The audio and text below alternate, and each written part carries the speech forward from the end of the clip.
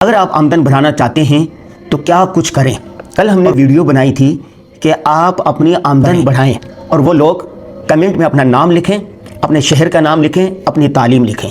تو اس ویڈیو کو 10-15 ہزار لوگوں نے اب تک دیکھا ہے اور سینکڑوں کی تعداد میں مجھے میسیج آئے کہ جی ہم اپنی آمدن بڑھانا چاہتے ہیں۔ اس پر پوری ایک سیریز ہوگی۔ آج کی ویڈیو میں میں آپ کو 3 باتیں بتاتا ہوں، اگر آپ نے اس پر عمل کر لیا تو آپ کی آمدن بڑھ جائے گی۔ نمبر ایک آمدن بڑھانے کا طریقہ، آپ لکھنے، بولنے اور کنٹینٹ رائٹنگ کا فن سیکھیں۔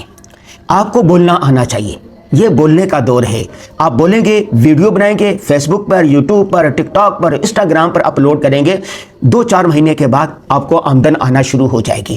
بہت ساری کمپنیاں اپنی پروڈکٹ دیں گی اور آپ کو کہیں گے کہ جی اس پر اشتہار بنا دیں، اس پر ویڈیو بنا دیں۔ جب آپ ویڈیو بنا دیں گے تو وہ 10,000، 5,000، 20,000 آپ کو ایک ویڈیو کا معاوضہ ملنے لگ جائے گا۔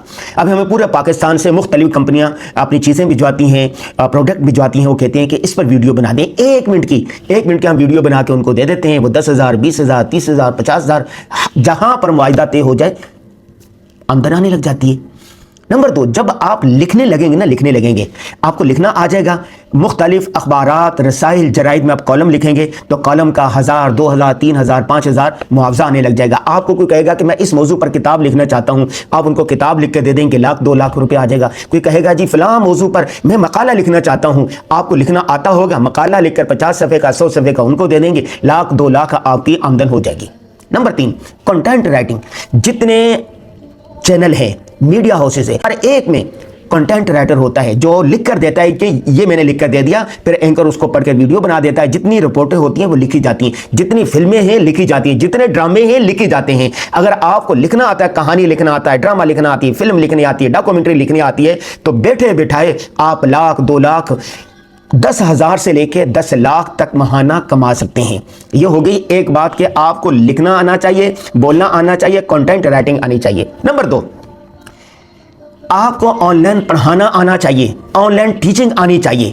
یہ جو دور ہے یہ آن لائن کا ہے، ای کامرس کا دور ہے، آن لائن پڑھانے کا دور ہے۔ بہت سارے قاری صاحبان ہیں جنہوں نے آن لائن پڑھانا سیکھ لیا۔ کوئی ناروے میں پڑھا رہا ہے بچوں کو قرآن، کوئی آسٹریلیا میں پڑھا رہا ہے، کوئی سری لنکا میں پڑھا رہا ہے، کوئی امریکہ میں پڑھا رہا ہے، کوئی UK میں پڑھا رہا ہے۔ ایک قاری صاحب تھے، وہ روزانہ قرآن پڑھاتے تھے، ماہانہ تنخواہ 15,000 ملتی تھی، بہت پریشان تھے۔ مجھے ان سے کہا، میں نے کہا آن لائن پڑھانا سیکھیں۔ انہوں نے آن لائن پڑھانا سیکھ لیے۔ آسٹریلیا میں 2 ٹیوشنیں پڑھا رہا ہے، صرف 2 بھائیوں کو پڑھا رہا ہے آسٹریلیا میں۔ ایک کا قرآن ختم کروا دیا، دوسرے گردان کر رہا ہے، اور جو دوسرا ہے ابھی وہ ابتدائی قاعدہ وغیرہ پڑھ رہا ہے۔ ماہانہ ایک بچے کی 60,000 روپے فیس ہے، 2 بچوں کی 1,20,000 روپے وہ فیس لے رہا ہے۔ آپ قرآن پڑھانا سیکھیں، ناظرہ پڑھانا سیکھیں، حفظ پڑھانا سیکھیں، دینیات پڑھانا سیکھیں۔ بہت سارے لوگ ہوتے ہیں وہ چاہتے ہیں کہ بچوں کو حلال حرام کی معلومات ہو جائے، ضروری مسائل آ جائیں، تو آپ فقہ پڑھائیں، منطق پڑھائیں، سیرت پڑھائیں، جو پڑھا سکتے ہیں پڑھائیں۔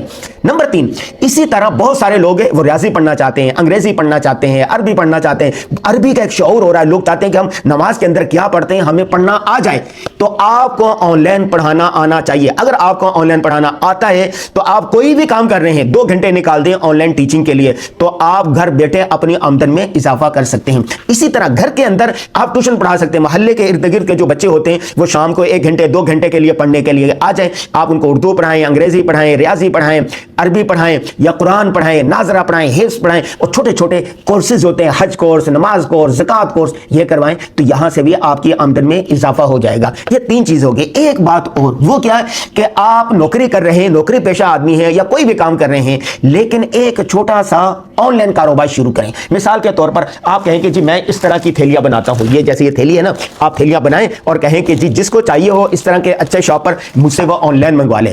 تو ہمارے بہت سارے دوست ہیں، ابراہیم صادقہ آبادی صاحب، جنہوں نے ہم سے آن لائن صحافت کورس کیا، انہوں نے کیا کیا کرنا چاہیے ہم نے ان کو مشورہ دیا، تو وہ ٹوپیاں، سندھی ٹوپیاں آن لائن بیچتے ہیں، شہد آن لائن بیچتے ہیں، دیسی گھی آن لائن بیچتے ہیں، صادقہ آباد کی خاص مٹھائی ہے وہ آن لائن بیچتے ہیں، گڑ آن لائن بیچتے ہیں۔ اس طرح جتنی ان کی آمدن ہے اس سے زیادہ آن لائن یوں کما رہے ہیں۔ اسی طرح ہمارے ایک اور دوست ہے، ہم نے ان کو کہا کہ آپ ٹوپیوں کا آن لائن کاروبار شروع کر دیں، الحمدللہ وہ چل پڑا۔ ایک نے مسواک کا شروع کیا، ایک نے کاؤنٹ تسبیح کا شروع کیا۔ اس طرح 20-25 ہمارے شاگرد ہیں جو آن لائن کام کر رہے ہیں، مختلف چیزیں کمپنیوں سے بنواتے ہیں، بنوانے کے بعد ویب سائٹ بنائی ہوئی ہے اور وہاں پر چیزیں بھیجتے ہیں۔ آخری بات، یہ سوشل میڈیا کا دور ہے۔ امریکی صدر ٹرمپ سے لے کر شہداد پور میں بیٹھے ہوئے ایک قاری صاحب تک اپنی بات پہنچانے میں، پیغام پہنچانے میں برابر ہیں۔